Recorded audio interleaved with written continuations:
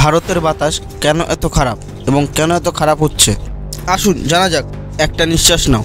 তুমি কি জানো তুমি ঠিক এখন যা শ্বাস নিচ্ছ সেটা ধীরে ধীরে তোমার শরীরকে বিষাক্ত করে দিচ্ছে। এটা শুধু তোমার কল্পনা না, ভারতের বাতাস আজ পৃথিবীর মধ্যে অন্যতম বিপজ্জনক। আর সবচেয়ে ভয়ঙ্কর ব্যাপার, দিন দিন এটা আরও খারাপ হচ্ছে। সেটা কোথায়? ভারতের শীর্ষে 10টি দূষিত শহরের মধ্যে 9টাই উত্তর ভারতে। দিল্লিতে এমন একটি শহর হয়ে উঠেছে যেখানে নিঃশ্বাস নেওয়া মানে ধূমপানের সমান ক্ষতি। প্রধান কারণগুলো কি? গাড়ির ধোঁয়া, কলকারখানা বর্জ্য, ফসল পোড়ানো এবং ঘরের ভিতরে ধোঁয়াও। ফল কি হচ্ছে?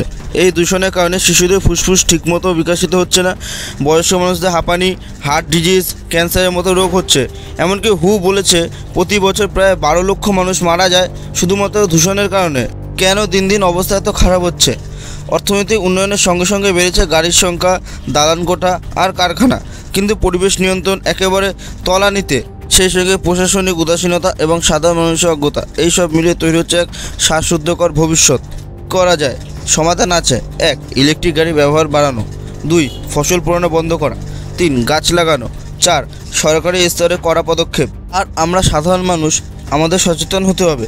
মাস্ক ব্যবহার, পরিবেশ বান্ধব অভ্যাস গড়ে তোলা আর গলা তুলে বলা, পরিবেশ রক্ষা করো, প্রাণ বাঁচাও।